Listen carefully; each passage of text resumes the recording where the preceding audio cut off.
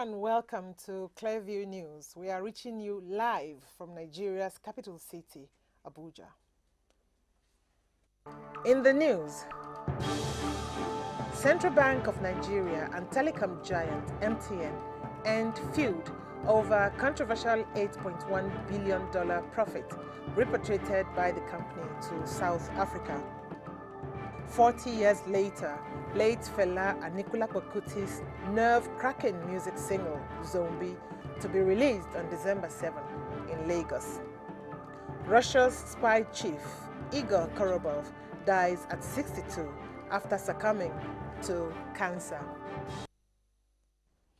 I am Vivian Okeya with the details.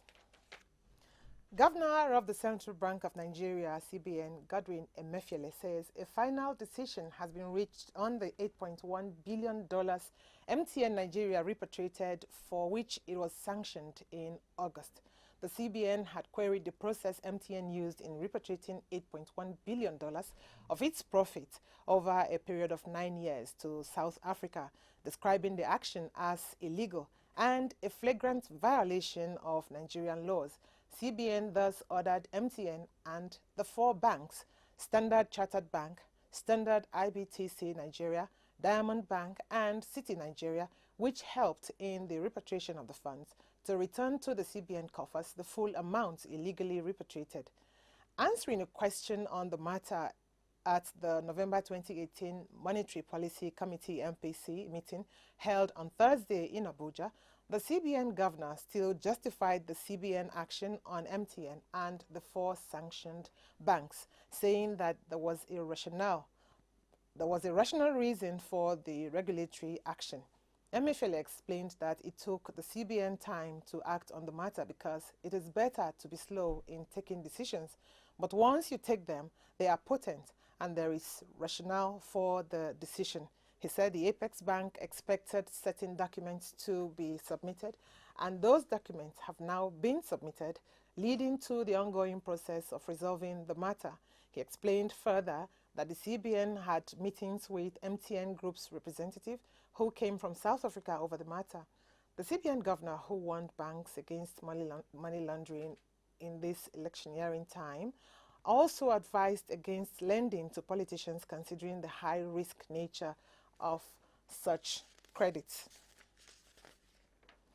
About $40 billion of foreign direct investment came into Nigeria through the information and communication technology sector of the economy in 2018.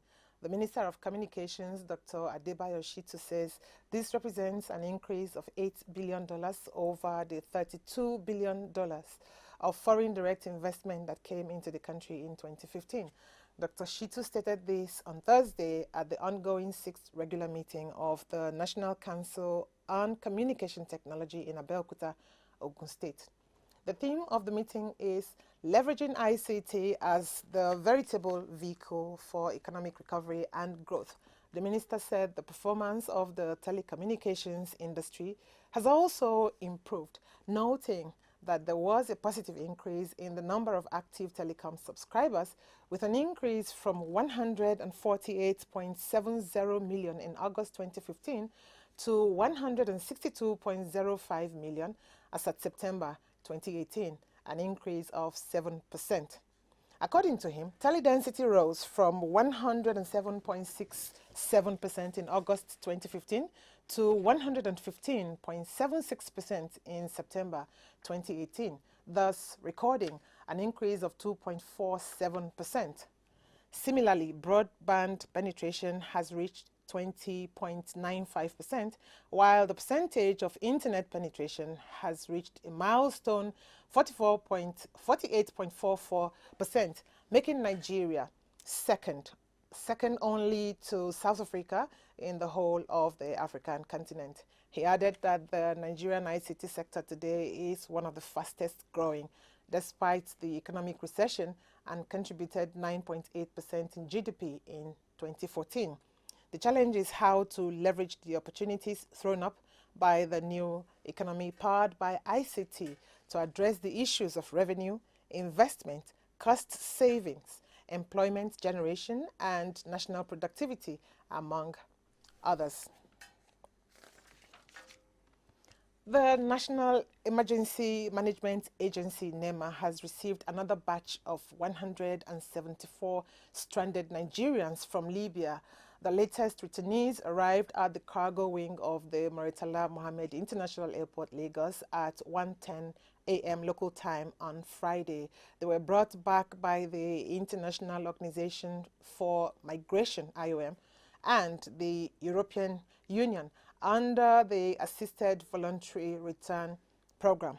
The returnees were received by officials of NEMA and other government agencies, including the Nigeria Immigration Service, the Federal Airports Authority of Nigeria, the Nigeria Police Force, and the National Agency for the Prohibition of Trafficking in Persons.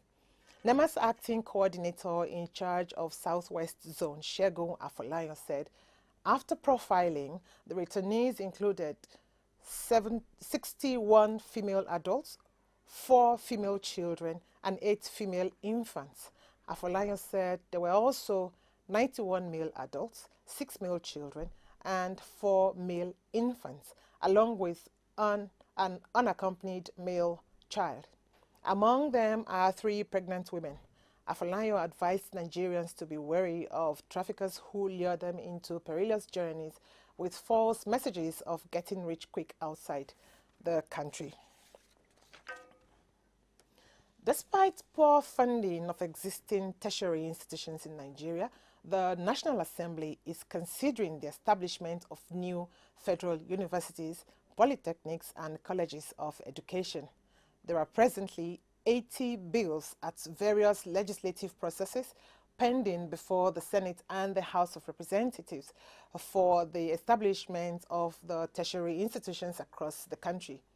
The 80 proposed federal institutions comprise 27 universities, 22 colleges of education, 19 polytechnics, 6 institutes, 1 police academy, 1 federal college of agriculture, a federal college of forestry, 1 paramilitary academy, 1 federal college of veterinary services, and a school of mines and geological studies. This comes at a time the Academic Staff Union of Universities, ASU, has been on strike in the last 3 weeks over inadequate funding of research and infrastructure in public-owned universities. In the 2018 budget, the 84 existing federal government tertiary institutions across the country were allocated 367 billion naira out of the over 600 billion naira approved for the education sector. If established, the new institutions are expected to gulp the federal government hundreds of billions of naira annually for both salaries of staff, research, infrastructure, as well as day-to-day operations. A bill for an act to amend the Public Holiday Act to declare June 12 as Democracy Day in Nigeria has passed the second reading at the House of Representatives. The bill, jointly sponsored by Edward Pwajok, APC Plateau, and Kayode Oladele, seeks to bring the act in tandem with the current realities and the exigencies of modern times. Leading the debate, Pwajok recalled that in 1975, a law was made to repeal all state laws on public holidays and to streamline the process of declaring holidays for the Federation. He said that by the schedule of the Act, some days such as New Year Day, national days like October 1, and religious festivals are set aside for public holidays, and that in 2000, the National Assembly amended the schedule to add May 29 as Democracy Day. The lawmaker further said that in May 2018, President Muhammadu Buhari announced June 12 as the new Democracy Day, and for the pronouncement to become effective, there has to be an amendment of the Public Holidays Act. Pwajok said if the bill is passed into law, subsequent June 12 will be observed as public holidays to mark Democracy Day, while May 29 will be celebrated every 4th year with the inauguration of a new president. In its ruling, the Speaker of the House, Yakubu Dogara, forwarded the bill to the House Committee of the Whole for further legislative actions. Rivers State Governor Nyesom Wike has alleged that the APC federal government has concluded plans to plant 800 guns in the state with the objective of destabilizing Rivers State. Governor Wike alleged that the federal government resolved to implement the plot during its last security meeting, adding that the intelligence came from credible sources that were privy to the ugly plot against Rivers State. The governor has therefore called on the international community to take note of the alleged illegal action of the APC federal government, which he said was aimed at creating crisis in the state. He expressed regret at the APC federal government has continued to work deliberately to compromise the security of Rivers State. Wike, however, urged the people of the state to remain calm and vigilant, adding that the evil machinations of the APC federal government will not distract the state from delivering on her constitutional responsibilities to the people, to the Rivers people. The governor's allegations are contained in a statement issued by his special assistant on electronic media, Simeon Wakaudu. You are watching Clearview News. We will be right back after this time out. Oh, brilliant!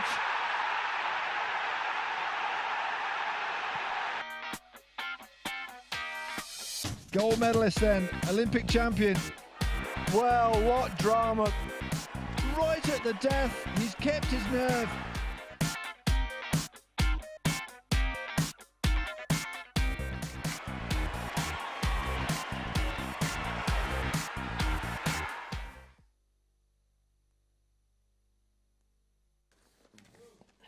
Welcome to sports. Captain Onome Ebi of the Super Falcons has revealed that the Nigerian Football Federation has fully motivated the senior women national team Super Falcons to go all the way and retain their Women Africa Cup of Nations trophy at the ongoing championship in Ghana. Speaking to the NFF, Ebi said victory over Zambia on Wednesday only meant the team was gradually returning to great shape. The Falcons will be hoping to win Guineans by as many goals as possible to ensure their qualification to the next stage of the competitions. The experienced defender said it had never crossed their mind that the Super Falcons would leave the tournament at the group stage, but that would depend on the result of the other game between the Republic of South Africa and Zambia. Al Ahly Football Club of Egypt have deducted 100,000 Egyptian pounds and from each player's salary after failing to progress to the quarterfinals of the Arab Champions League. The Egyptian Giants were held to a 1-1 stalemate by United Arab Emirates side Al Wasli in the second leg of the second round after a 2-2 draw in the first leg in Cairo weeks ago. The results see Al Ahly bow out of the competition, which has led to the sacking of head coach Patrice Catron.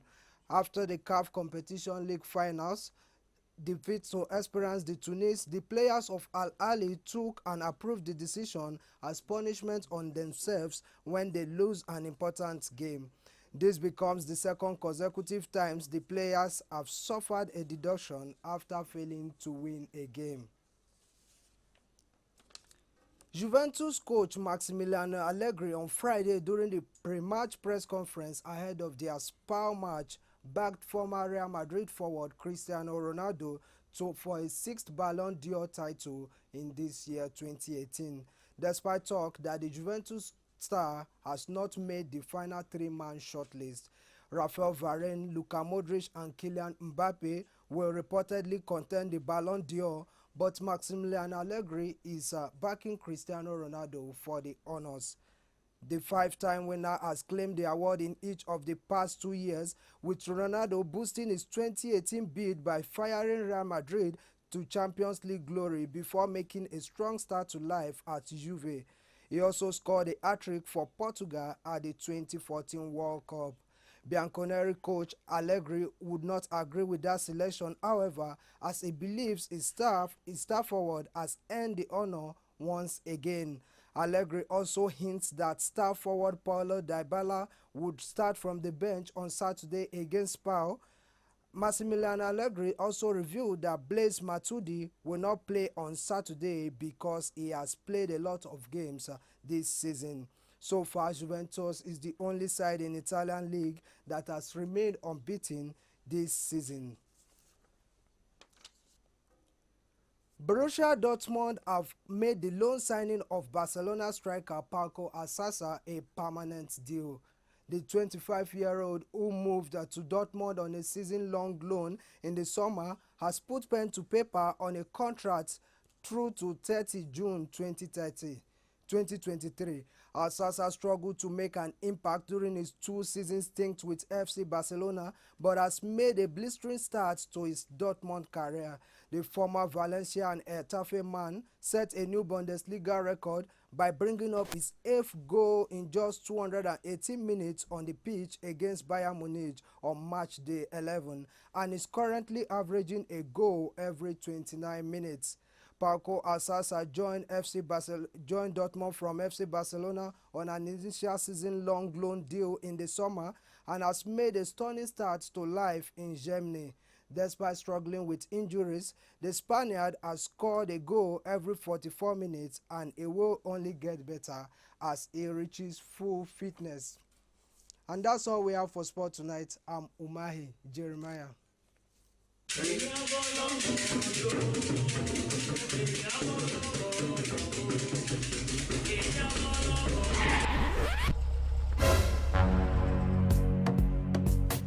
If you don't get money, hide your face. You can call me small doctor. Omo ya teacher. Wọ́n ti gba penalty lọ throwing.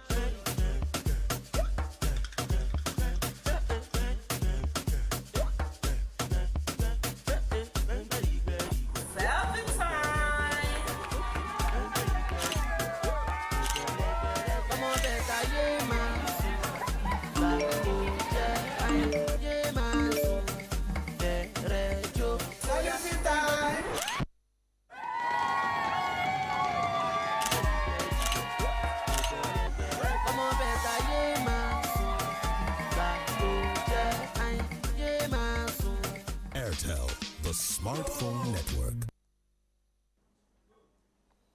Welcome back. Nigerian soldiers had allegedly on February 18, 1977, burnt down the Lagos home of Fela Anikulapo Kuti, popularly known as Kalakuta Republic.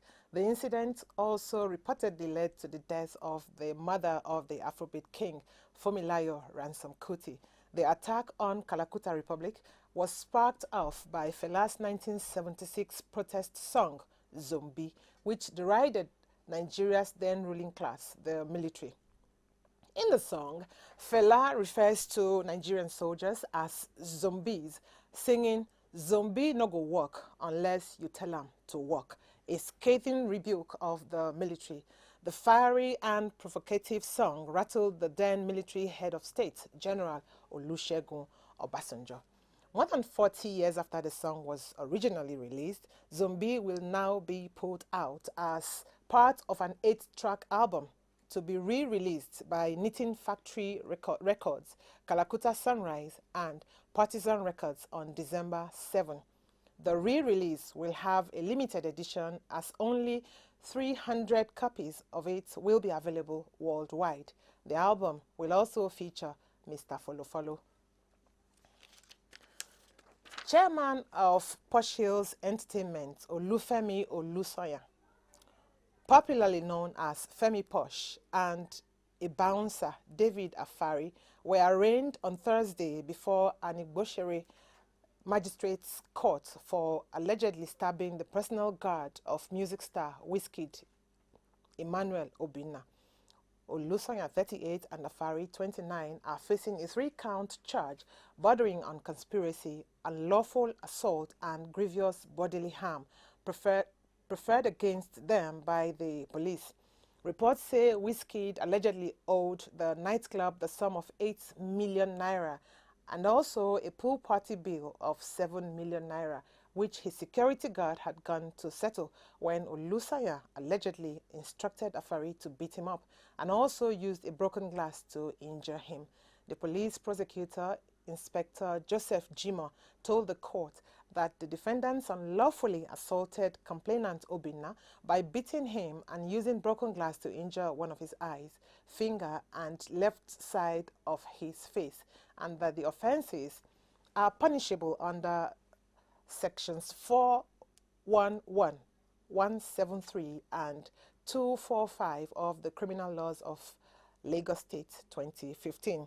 He also said that the incident took place at about 3 a.m. on November 15 at Dana Nightclub at 76 Adetokunbo Ademola Street, Victoria Island, Lagos. However, the duo pleaded not guilty to the charges and were granted bail in the sum of 500,000 naira each, with 2 sureties each in like sum.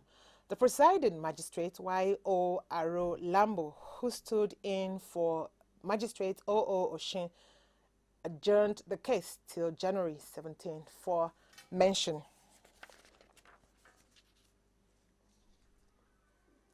You are watching Clearview News. The news will continue after this break.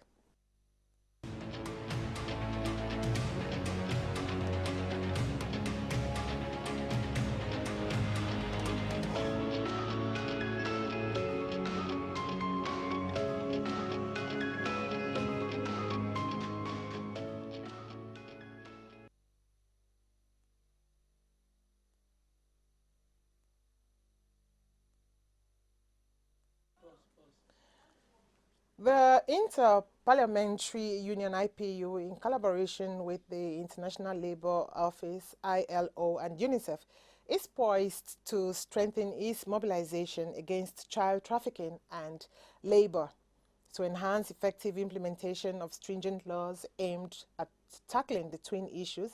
The advocacy on Friday shifted to the floor of the second ordinary session of the ECOWAS Parliament holding in Abuja, the Nigerian capital.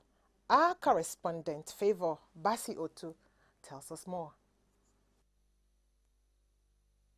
Concerned about growing cases of child labor and child trafficking, the Inter-Parliamentary Union, the International Labour Organization, and UNICEF are jointly seeking the cooperation of parliaments, the ECOWAS Parliament inclusive, to wage a concerted fight to end the scourge. A former member of Parliament and President, Association for the Promotion of Child Education, Christine Mensah Atomne, blames poverty as the major cause of child trafficking and that the only way to curb this is through the provision of free education.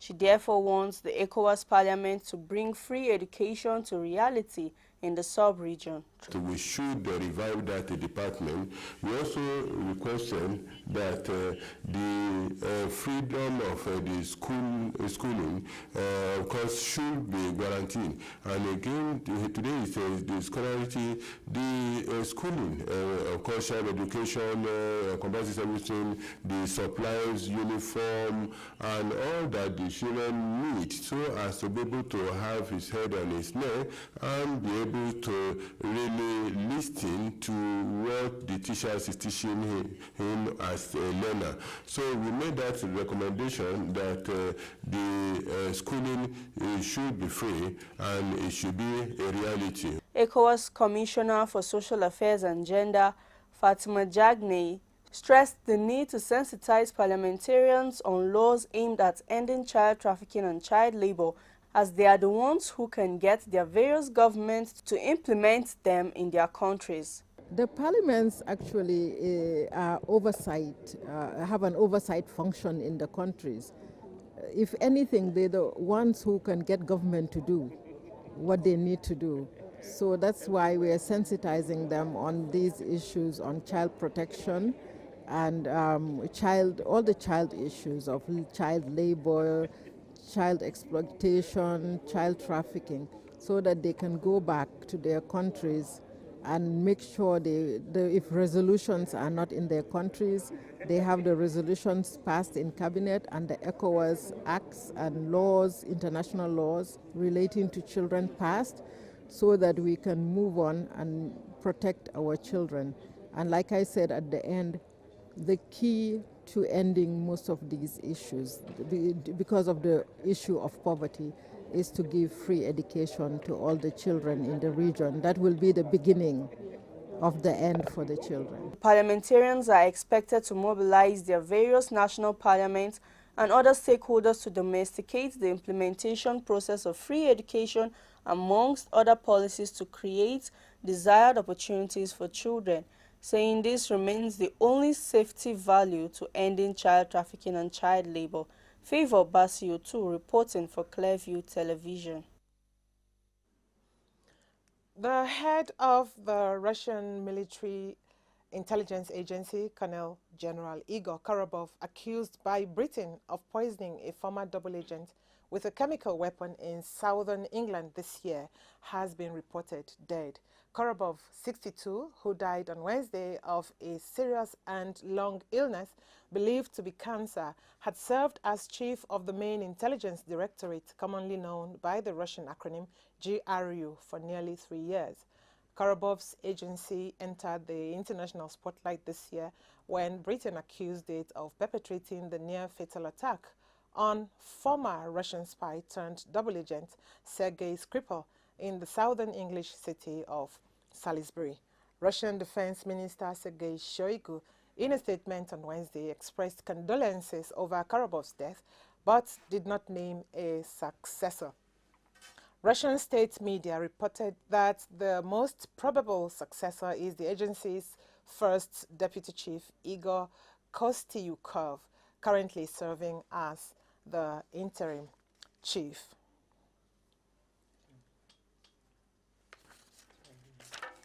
And to end the news, a recap of the top stories.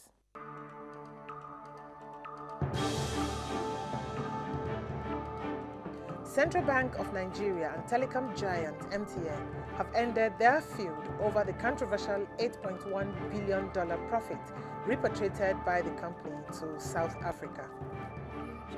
Late Fela Anikulapo Kuti's music single Zombie to be released on December 7 in Lagos, 40 years after some soldiers of the Nigeria Army burnt his Kalakuta Republic over the song. We also told you that Russia's spy chief, Igor Korobov, has died at the age of 62 after succumbing to cancer. And that's the news. For these and more, you can subscribe to our YouTube channel via ClearviewTv, like us on Facebook via ClearviewTv Online, and follow us on Twitter at Clearview Online. I am Vivian Okeya. Thank you for joining us.